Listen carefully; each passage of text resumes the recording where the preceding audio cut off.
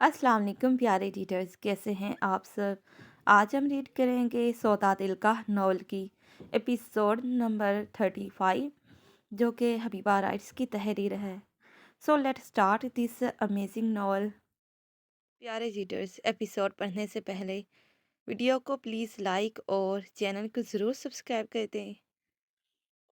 Khanzada mention में छोटी मोटी रस्मों को अदा करने के बाद इसे अज़हर खानज़ादा के रूम में पहुंचा दिया गया था, क्योंकि शाइना इफ्तिखार खान के अलावा बाकी सब लोग जानते थे कि ये फंक्शन ना सिर्फ एंगेजमेंट सेरेमनी के लिए प्लान किया गया था, बल्कि इस फंक्शन के साथ साथ ख़ास तौर पर निकाह के हवाले से सभी इंतज़ामात किए गए थे। और इस ग्रैंड फंक्शन के लिए तैयारियां भी खूब दिलजमी से की गई थीं। इसने बेदिली से खानज़ादा मेंशन में होने वाली उन तमाम रस्मों को अदा किया था, और रस्मों के झंझट से आज़ादी मिलते जैसे ही वो इकराम खानज़ादा के बजाय अज़हर खानज़ादा के कमरे में दाखिल हुई, तो इसने बेजारी से अपने नेट के खूबसूरत सफ़ेद दुपट्टे को अपने तन से खींचकर जुदा करते इस खूबसूरत कमरे में बिछे मलमल के कालीन पर पटका था, और फिर तकरीबन नोचने वाले अंदाज में इसने अपने वजूद को हर किस्म से लैस जेवरात की आराइश से पा किया था। कानों में पहने बड़े बड़े झुमके, गले में मुकीद खूबसूरत से नेकलेस को अपनी गर्दन से खींचकर इसने आज़ाद किया, और हाथों की चूड़ियों की इसने अपनी कलाइयों से आज़ाद करते इन्हें बुरी तरह से अपनी बंद मुट्ठी में लेकर तोड़ दिया था। इसकी इश्तियाल भरी नज़र जब सामने बेड की सफ़ेद बेडशीट पर बिखरी गुलाब की नन्ही खूबसूरत पंखुड़ियों पर पड़ी, जो इसकी हार पर हंसती इसका मुंह चिढ़ा रही थी, क्योंकि इन खूबसूरत गुलाब की पंखुड़ियों से सजी ये सेज इसे अपने अरमानों की कातिल लगी थी, तो वह गुस्से से सेखपा होती अभी बेडशीट को बेड से नोच कर खींचती कि जब इसके नाजुक मखरूती हाथ को किसी के सख्त मर्दाना हाथ ने अपनी सख्त गिरफ्त में लेकर इसे बेड शीट से दूर धकेला था। What the hell was you doing this? खुद को क्या कोई तोप शय समझती हो तुम? और ये क्या हुलिया बना रखा है तुमने अपना? तुम्हारे इस बर्बादी की समा को देखकर ऐसे लगता है जैसे किसी जाहिल खाने से अभी उठकर आई हो। वो इसके बिखरे दुपट्टे से बेनियाज वजूद को अपनी तैश भरी सुर्ख नजरों से देखता गुस्से से गुराया था। तुम होते कौन हो मुझे पर यूं हुक्म चलाने वाले, यू बास्टर्ड। वो इसकी गुस्से भरी सुर्ख नजरों में देखती इससे भी ज्यादा तेज आवाज में गुराई थी। मैं तुम्हारा क्या होता हूँ ये मेरे कमरे में तुम्हारी मौजूदगी तुम्हें खुद बता रही है, जिसके कमरे में तुम यूं बड़े हक से खड़ी चीख चिल्ला रही हो। वो इसकी बिखरी हालत में यूं पागलों की तरह चिल्लाने पर लुत्फ अंदोज होता सीने पर अपने हाथों को बांधते बड़े पुरसकून अमेज लहजे में कहता इसे आग लगा गया था। वो जानता था शाइना इफ्तिखार खान का ये गम गुस्से भरा उजड़ा रूप किसी इसके अपने बहुत बड़े सौदों ज़िया का शाखसाना था, और अज़हर खानज़ादा से बेहतर इसके सूदो ज़िया को भला कौन जानता था, क्योंकि गम और गुस्से भरा इसका ये उजड़ा रूप इकराम खानज़ादा के ना मिलने की तड़प और रंजो मलाल को जाहिर कर रहा था। मैं तुम्हारी कुछ नहीं लगती और ना ही तुम मेरे कुछ लगते हो, और एक बात तुम मेरी अपनी कान खोल कर सुन लो, मेरा तुमसे कोई ताल्लुक नहीं, क्योंकि मेरा ताल्लुक सिर्फ इकराम खानज़ादा से है, और मैं दिल की गहराइयों से इकराम खानज़ादा से मोहब्बत। वो इसकी गुस्से से सुर्ख होती रुकावट भरी नज़रों में बड़ी बहादुरी से देखती अभी वह मज़ीद कुछ कहती कि इसके मुंह पर पड़ने वाले जोरदार थप्पड़ ने इसके बाकी के सभी अल्फाज इसकी जबान से निकलने से पहले ही छीन लिए थे। इसके सख्त मर्दाना भारी हाथ का थप्पड़ इसके मुंह पर पड़ने वाला इस कदर शदीद था कि इसकी सुर्ख रंग की लाली से सजे होंठ का किनारा फट गया था, और खून की पतली सी लकीर उभर कर इसकी थोड़ी पर फैल गई थी, और इस जालिम के बेरहम थप्पड़ की ताप न लाते वो औंधे मुंह बेड पर गिरी थी। Shut up I said, just shut your mouth you bloody loser. मेरी महबूब बीवी नहीं हो तुम, जो मैं तुम्हारी इन बेहुदा बातों को बर्दाश्त करूंगा। वो बेड पर औंधे पड़े इसकी नाजुक वजूद को बड़ी बेरहमी से कंधे से पकड़कर सीधा करता इसके मुंह पर गुस्से की शिद्दत से घुराया था। अब अगर गलती से भी तुम्हारे इन कोमल लबों से मेरे सामने किसी गैर मर्द का नाम भी अदा हुआ, तो तुम्हारी जबान काट कर मैं अपने पालतू कुत्तों को खिला दूंगा। अब की बार वो इसकी थोड़ी को अपनी मर्दाना गिरफ्त में बुरी तरह से जकड़ते इसके चेहरे को अपने चेहरे के बेहद करीब करते धाड़ा था। अजर खान ज़्यादा इसके मुंह पर इतनी शिद्दत से धाड़ा कि इसने इसकी गुस्से भरी धाड़ पर कपकपाते हुए अपनी स्याह चमकती आंखों को खौफ के मारे बंद कर दिया। वो एक बोल्ड और कॉन्फिडेंट लड़की थी, लेकिन इस गजीले और अड़ियल आदमी के सामने इसकी सारी बहादुरी हवा हो गई थी। और इस वक्त वह इसकी बेरहम और जालमाना पकड़ में कोई दबूसी लड़की लग रही थी। इसकी थोड़ी पर अजहर खानज़ादा की पकड़ इस कदर बेरहम और जालमाना थी कि तकलीफ के मारे इसकी स्याह कांच सी आंखें आंसुओं से भर गईं, और इन स्याह कांच सी आंखों के शफाफ मोती इसके रुखसारों पर बिखर गए, और इन शफाफ मोतियों की वजह से इसकी खूबसूरत चमकती स्याह आंखों का काजल इसकी स्याह आंखों के इर्द गिर्द बिखर गया। कमीने इंसान, मैं छोड़ूंगी नहीं तुम्हें। तुम शायद भूल गए हो मैं किसकी बेटी हूँ। मेरा बाप होम मिनिस्टर है। वो तुम्हारे मेरे साथ इस सलूक पर तुम्हारी जान लेने में एक सेकंड नहीं लगाएंगे। इसकी पकड़ में ही वो बिन आग की मछली के मानिंद फड़फड़ाते हिम्मत करते हुए चिल्लाई थी, जबकि इसकी मासूम धमकी को सुन इसने सर पीछे को किए शैतानी एक कहका लगाया था। तुम्हारा बाप प्राइम मिनिस्टर हो या home minister, blah blah, I don't care. जानता हूँ तुम्हारे बाप को कि कितने पानी में है वो इसके बाप की घटिया लालची जहनीत को सोचता चेहरे पर मकरूह शैतानी मुस्कुराहट सजाए इस तराजिया अंदाज में इस पर तंज कर रहा था, क्योंकि जिस बाप ने सिर्फ अपने लालच को पूरा करने की खातिर अपनी नाजोपली बेटी को इस जैसे कमीने शख्स के साथ ब्याह दिया, वो बाप बाद में क्या खाक अपनी बेटी को सपोर्ट करेगा। खैर छोड़ो ये सब तुम। वो इसके दिलकश खूबसूरत चेहरे के जानलेवा नकूश का अपनी तनकीदी निगाहों से जायजा लेते बोलते हुए रुका, और फिर पल भर के वक्फे के बाद वो कुछ पुरसोच अंदाज में मजीद बोला, शादी से पहले तुम इस बात से तो वाकिफ थी ना कि शोहर की इस रात को क्या हकूक होते हैं। चलो शाबाश, अब अच्छी बीवियों की तरह अपने शोहर के हकूक को अदा करो। वो इसके खूबसूरत मुतनासिब सरापे को अपनी गहरी बेबाक नज़रों के हसार में लिए भारी गंभीर आवाज़ में कहते हुए इस पर शोहर के हकूक वाजिया कर रहा था। जब मैं तुम जैसे कमीने शख्स को अपना शोहर ही नहीं मानती, तो मैं शोहर के हकूक क्या खाक पूरे करूंगी। वो इसकी बेबाक नज़रों को नफरत और हकारत भरी निगाहों से देखती गुस्से से फनकारी थी।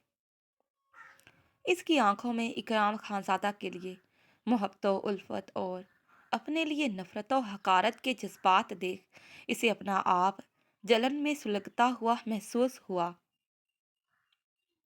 इसकी नज़रों की हकारत और नफरत ने इसके गुस्से का ग्राफ इस कदर बढ़ाया कि वो अपनी जेलसी और पॉजेसिवनेस के मारे एक मरतबा फिर से इसकी थोड़ी को जकड़े पूरी शिद्दत से इस पर चिल्लाया था, भूल गई या शायद तुम्हें किसी ने बताया नहीं होगा कि शोहर को ना नहीं बोलते।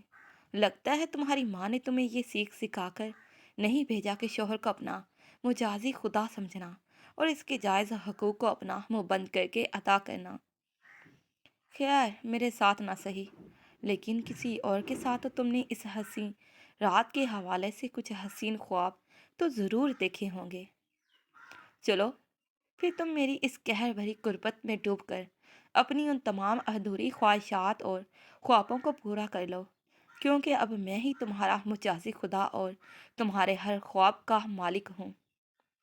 ये कहते हुए इस सितमगर ने इसकी गालों को अपनी ठंडी ठार उंगलियों से थपथपाया, और फिर अपने खूबसूरत चेहरे पर मकरू मुस्कुराहट सजाए इसकी कुर्ती के टीप गले की गहराइयों को इसने अपनी गहरी بے باک میں نے خیز نگاہوں سے بڑی بے شرمی سے دیکھا تھا، کیونکہ اس کے گداز نرم و نازک بدن سے اٹھتی محصور کن خوشبو اس کے دل و دماغ میں گھر کرتی ہوئی اسے مدہوش کر رہی تھی، اور اس سے پہلے کہ وہ اس کے اس بدلتے لب و لہجے اور انداز کو سمجھتی، وہ اس کے خوبصورت نرم و ملائم نازک لبوں پر پوری شدت سے ٹوٹ پڑا تھا۔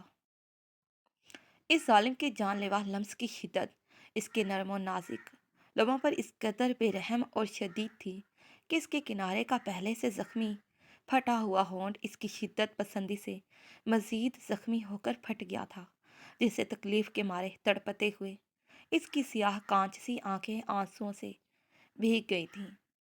اس دوران وہ مسلسل مزاحمت کر رہی تھی، جس پر وہ ظالم اس کی کمزور مزاحمت کو کسی خاطر میں نہیں لا رہا تھا۔ شائنہ نے اس کے کندھے پر اپنے نازک ہاتھوں کے مکے برسا دیے اور اس کی گردن میں اپنے لمبے تراشیدہ ناخنوں کو بری طرح سے چبویا کہ وہ بھی اس کی تیز نکیلے ناخنوں کی چبھن سے سسک اٹھا۔ پھر بھی اس ظالم شخص کے سامنے اس کی سبھی مزاحمتیں بیکار رہ گئی، کیونکہ وہ اس ظالم سے خود کو چھڑوانے کے لیے جتنی مزاحمت کرتی، وہ اس کے لبوں کو اتنی شدت سے اپنے ہونٹوں کی سخت گرفت میں لے کر انہیں اس قدر دباتا کہ جس کی تڑپ اور شدت کو نہ سہتے ہوئے بالآخر اس نے اپنی سبھی مزاحمتوں کو ترک کر دیا، اور اب اس کے باہوں کے حصار میں وہ ایک بے جان سی مورت کی طرح پڑی تھک ہار کر اس کی تمام تر شدتوں اور جسارتوں کو خاموشی سے سہتے ہوئے برداشت کرنے لگی تھی، جبکہ اس ستم گر نے بڑی بے رحمی سے اس کی کرتی کی ڈوریوں میں ہاتھ الجھا کر کھولتے اس کی کرتی کو اس کے تن سے جدا کرتے کرتی کو بیڈ کی سائڈ پر اچھالا تھا، اور اس کی نرم ملائم گردن کو جنون اور مدہوشی کے عالم میں چمتے ہوئے پھر وہ اس کی گردن پر بے رحمی سے اپنے دانتوں کو گاڑتے اس کی سفید بے داغ گردن کو اپنی محبت و شدت بھری جسارتوں سے سرخ کرنے لگا۔ اس کے سسکتے اور تڑپتے وجود کو دیکھتے اظہر خان زادہ کا جنون تھا کہ بڑھتا ہی چلا جا رہا تھا۔ اس کی تمام تر تڑپ اور سسک کو بھلائے اس نے اس کی گردن پر اپنی جنون خیزیوں کی داستان کو رقم کرنے کے بعد آخر میں اس نے اس کے تن کو ڈھانپے اس واحد بلاؤز کے ہکس کو کھول کر اس کے تن سے جدا کرتے اس کے سینے پر جا بجا اپنے لمس کی چھاپ چھوڑتے، سانس لینے پر اوپر نیچے ہوتے اس کے سینے پر سرخ رنگ کے پھول کھلانے لگا۔ اس کے بعد وہ اس کی دھڑکنوں کے مہتم رقص کو بڑی مدہوشی کے عالم میں اپنے وجود کی گہرائیوں میں سینچتے اس پر اپنی جنون خیزیوں کی درد اور قہر بھری شدتوں کو ضبط کرنے میں مدہوش ہو گیا تھا۔ وہ اسے اپنے اسی شاندار فلیٹ میں لے کر آیا تھا جہاں پر وہ اس سے پہلے آئی تھی، اور اب بھی وہی ٹھکانہ اس کا مسکن ٹھہرا تھا۔ فرق صرف اتنا تھا کہ تب اور اب میں بہت فرق تھا۔ تب جب وہ اس کی اس خوبصورت سے فلیٹ میں لائی گئی تھی، تب اکرام خان زادہ کی نظر میں اس کی قدر و قیمت اور تھی، کیونکہ پہلے وہ اسے محض ایک دل کو بہلانے والی طوائف زادی سمجھ کر لایا تھا، لیکن اب جس شرعی حیثیت سے اکرام خان زادہ نے اسے اپنی دل کی سلطنت میں شامل کیا تھا، ان بھیانک لمحات کا خیال ذہن میں آتے ہی زنیشا خان زادہ کی معصوم خوبصورت سی نیلی آنکھیں آنسوؤں سے لبریز ہو گئی تھیں۔